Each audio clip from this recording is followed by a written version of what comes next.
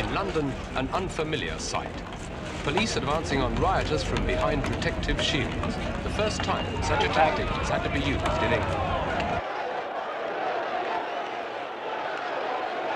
It happened in the London borough of Lewisham, when a march against immigration, organised by the right-wing National Front, was disrupted by a counter-demonstration of left-wingers, including members of the extreme Socialist Workers' Party.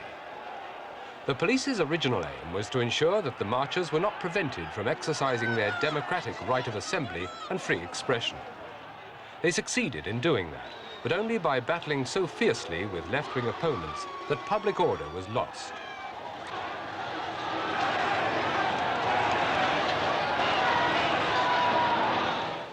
Immigration has always been a controversial issue in Britain, where around 2 million non-whites now make up about 3% of the population.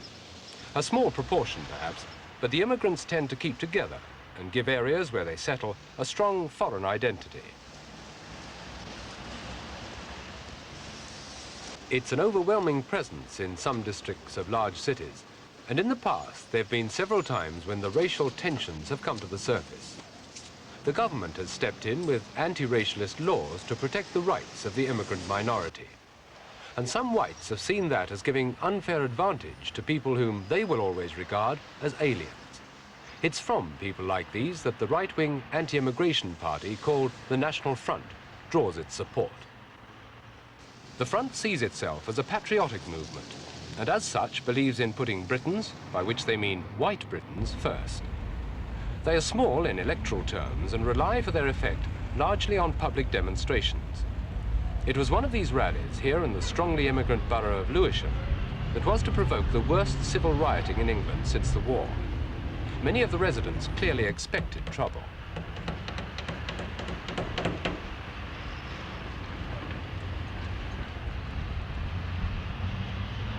The Borough Council asked the High Court to ban the march under the 1936 Public Order Act. But the police said they could contain any trouble, so the judge was not empowered to disallow the march under the terms of the Act.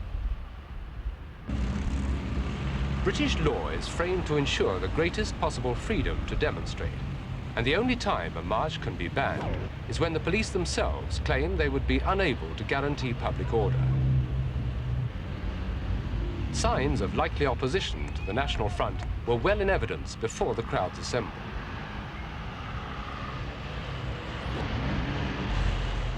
The National Front are the political heirs of Sir Oswald Mosley's British Union, active in the 1930s. Sir Oswald's still alive, but has been politically discredited because of his emulation of Adolf Hitler before the Second World War.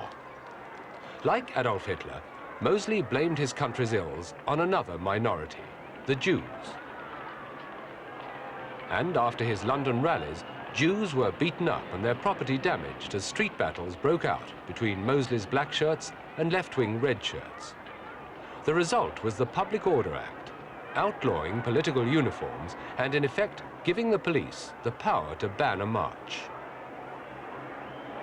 Mosley never recovered from the fascist stigma put on him by these events, but his place on the far right of British politics was taken by others after the war, and the National Front has developed from them.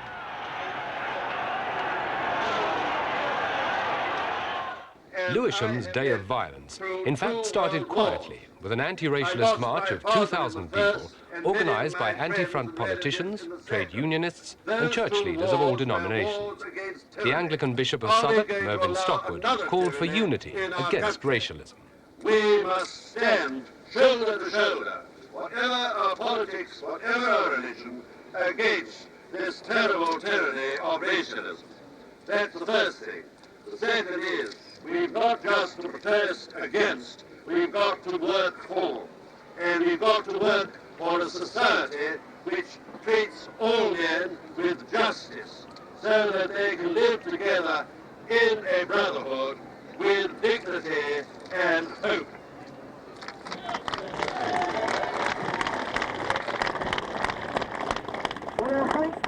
These marchers used a different route from the front and made their protest earlier in the day. There was no opposition from front supporters, but a few other demonstrators were arrested after scuffles with the police. But as soon as it was over, some leftists ran down side streets to the front's route to await them and disrupt their march.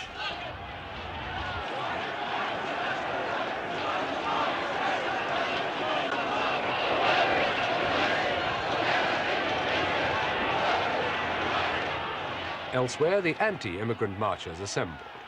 The National Front chose Lewisham, where many immigrants live, because they say blacks are responsible for many muggings there, even though the police say the mugging rate is relatively low. Police were soon having trouble controlling the anti-front crowds.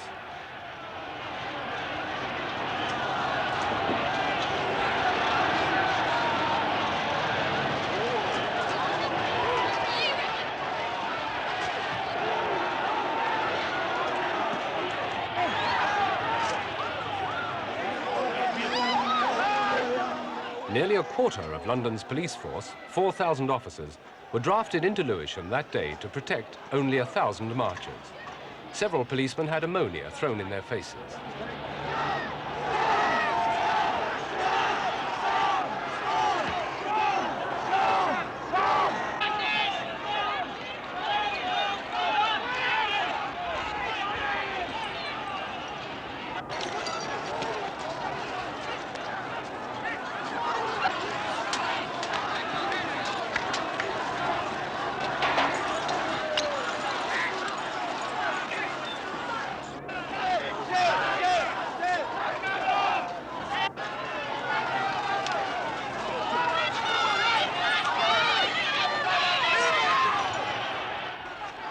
The police managed to hold back the leftists, many of them Socialist Workers' Party supporters, at most points along the route. But they couldn't stop them pelting the marchers with bricks and masonry from empty houses, as well as bottles and dustbins. Police arrests totaled 211. They were charged with assaulting the officers and marchers, threatening behavior and obstruction. A few were jailed for assault, but most were given stiff fines. The anti-front crowd managed to stop the march at one stage, but it was restarted after a police charge.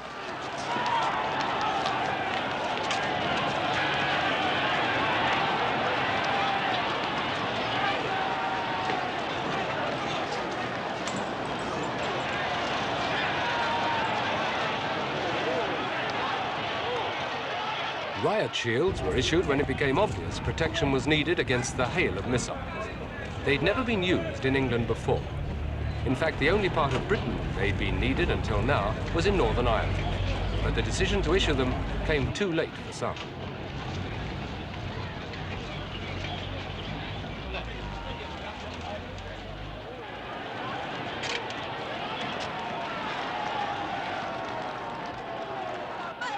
Police said later that a quarter of the people they arrested actually came from Lewisham. The rest were from all over Britain.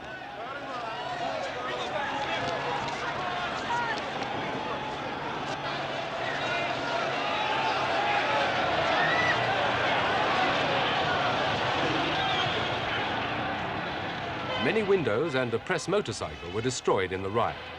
The violence claimed far more human victims. Over 100 people, half of them policemen, were treated at a local hospital, which refused all but riot casualties. 2 officers had been stabbed. Most of the rest had been hit on the head by stones, such as this policeman, who was kept in overnight for observation. He recalled one clash. Right at the beginning, as we turned the corner, got the smoke bombs and the bottles and the bricks and the paving stones and you name it, we got it. And the brick hit you from behind? I don't know much about it. I don't know whether I was or not. I didn't lose my feet. She lost her feet, that was it. We've been on many demos. Quite a few. And this is the first time you've been Yeah. here. For some time anyway. Violence before. How does this compare with the violence you've seen in the past? I've never seen anything like it before. You Never. describe it as a lot worse than normal. Do you know what's behind it? Not a clue. No idea at all. Many of your colleagues were suggesting today that the riot shield should have been brought out much, much earlier. Oh yeah. You go along with the thoughts of your colleagues. Well, you don't know what sort of thing's going to happen right at the beginning, and by the time the riot shields could have come out, it was been a waste of time anyway. At that particular point when I got injured, it did, yeah, very much so. Do you think in these sort of situations that policemen in this country do need riot shields? Well, it's the first time it's happened for a while. I mean, who knows? Next one probably be peaceful. What does it feel like when you're out there and bricks and bottles are being thrown at you? Frightened. I know Mr. Scared all right. Much worse than you think. I'd have gone sick if I don't know. I've never seen so many police in my life, or horses, but our policemen were helpless. It worked out to my working out that for every one policeman, there was about 50 blokes on top of him. And as you can see, all this was all caved down like this. And I was just up at my window, I got a full view of everything around here. And in the end, to see our Union Jack burnt, I sat at my window and I cried. I didn't National think Front leader John Tyndall's reaction to London's what worst happened street on violence Election since the yesterday? pre-war disturbances. Well, first of all, I'm appalled by the scale of violence that occurred. I'm appalled by the violence particularly that occurred to the police. And I greatly sympathise with those police officers that were caught in the middle of this confrontation. But having said that, I must say again that our decision to hold the march was quite lawful, it was quite correct, and had we called off the march because of the expectation of violence from our opponents, then if you adopt that rule right down the line, that's the end of democracy and the end of free speech in this country. So we could, under no circumstances, have called the march off. But were you not? We didn't want confrontation, and as you know, there was a march organised in the morning by Bishop Stockwood and others. Now, that march was not attacked. It was not attacked by our people, much though we oppose what they were marching about. So the responsibility for the violence quite clearly does lie with the extreme left. But for I which? think if there's one thing worse than the politics of confrontation, it's the politics of capitulation. And for us to have called the march off would have been the politics of capitulation. That does not stop violence, that only encourages the promoters of violence to promote more violence in the future. What about the residents and the innocent people who got hurt yesterday? I'm extremely sorry about the residents and the innocent people. I'm extremely sympathetic to them. But I say again, the violence was not of our making. I think the violence that affected them and affected the police could have been avoided if greater powers were given to the police to deal thoroughly with the rioters. For instance, they should not have been told only to bring their riot shields out in an emergency. They should have been allowed to carry them right at the start. They should have been allowed to use water cannon, tear gas, if necessary, rubber bullets. That is one thing. The other thing that could have been done is that the organisers of this disorder could have been, and I think should be now, prosecuted under the Public Order Act of 1936 and possibly under laws of conspiracy. Now, if the law acted in that way, I think that a lot of this could have been avoided. You mentioned The other rubber side, bullets, water Socialist hoses. Worker That's very- spokesman Steve Jeffries. Do you accept that by advocating violence for a political purpose, you're right outside the law, and in fact, therefore, you have no credibility as a political party? Well, I think you'll find that the Nazis are not merely marching through the streets in normal democratic fashion. They intend and they preach race hatred, they preach race violence, they preach attacks upon black people and upon socialists. Yesterday, swastikas were daubed, yesterday morning, on members of the Socialist Workers' Party houses in the Deptford area by these Nazis. Now, these people need to be stopped. The normal forces of law and order have not stopped them in the slightest, have not moved against them. It is therefore up to ordinary people to show their disgust and their contempt and to take to the streets against them. But I put it to you, Mr. Jeffries, that on the basis of your policy, advocating violence, you're a worse threat to democracy, perhaps, than the National Front. I wouldn't accept that for 1 second. The Nazis intend to kick out from this country physically 2 million people. They intend the same kind of policies as occurred in Hitler's Germany. Fresh violence broke out only days later in Birmingham. Anti-National Front demonstrators clashed with police when they tried to break up a front meeting.